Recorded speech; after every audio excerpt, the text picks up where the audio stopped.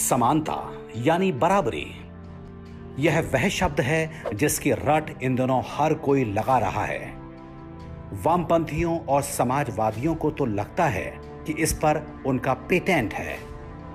माहौल ऐसा बना हुआ है मानो देश में समानता नहीं है और यह कोई ऐसा जादुई विचार है जिसे हर हाल में लागू कराना चाहिए।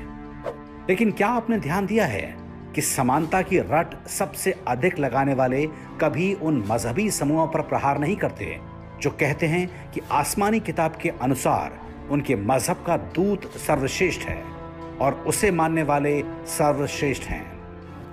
हर किताबी अपनी किताब को मानने वाले को सर्वश्रेष्ठ कहता है और बाकी पूजा पद्धति वालों को निकृष्ट।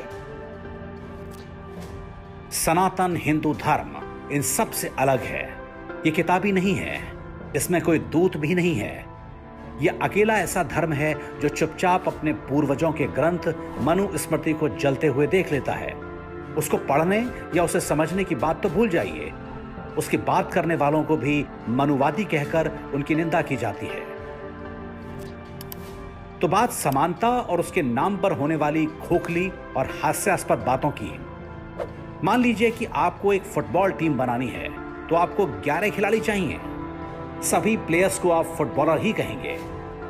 उन 11 फुटबॉलरों में से एक गोलकीपर होगा जो खेलेगा नहीं, बस गोल पोस्ट की रखवाली करेगा। 4 डिफेंडर होंगे जो केवल गोलकीपर की रक्षा करेंगे, उनके जिम्मे और कोई काम नहीं होगा। 4 मिडफील्डर होंगे जो डिफेंडर की सहायता करेंगे और विपक्षी टीम पर आक्रमण करने वाले खिलाड़ियों को भी बैकअप देंगे।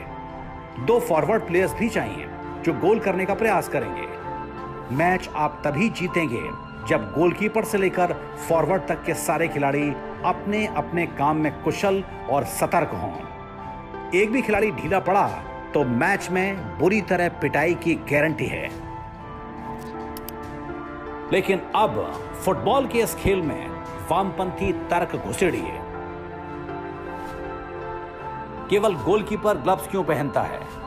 गोलकीपर को ही 20 गज के अंदर फुटबॉल को हाथ से पकड़ने का विशेषाधिकार क्यों है? बाकी खिलाड़ियों के साथ यह भेदभाव क्यों? आप समानता का वामपंथी तर्क करने लगिए, फुटबॉल का सारा खेल चौपट हो जाएगा। चलिए अब क्रिकेट का उदाहरण लेते हैं। इसमें भी 11 खिलाड़ी होते हैं, पर क्या आप 11 के 11 खिलाड़ी समान गुण वाले चुनते हैं या फिर 11 खिलाड़ी विशेष गुणों वाले चुनते हैं? जैसे कि एक विशेषता हो कि वह विकेट कीपिंग अच्छी करता हो, 5 बल्लेबाज हों, कुछ स्पिनर और कुछ फास्ट और 1 या 2 ऑलराउंडर। कहने का अर्थ है कि क्रिकेट जैसा खेल भी समानता नहीं बल्कि विशेषता के आधार पर ही चलता है।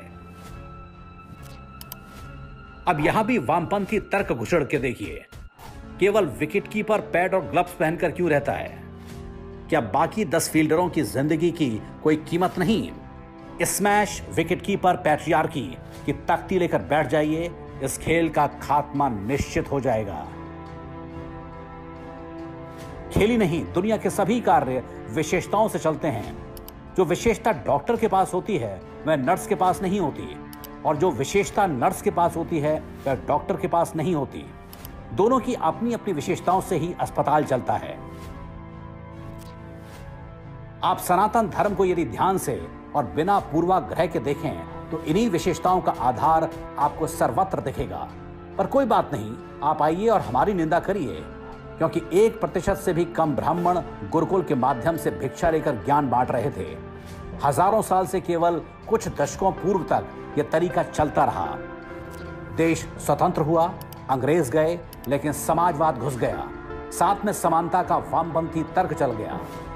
अब वही देश टैक्स का बड़ा भाग मदरसों को दे रहा है। कहते हैं कि समानता के लिए ऐसा कर रहे हैं। क्या समानता ऐसे ही होती है?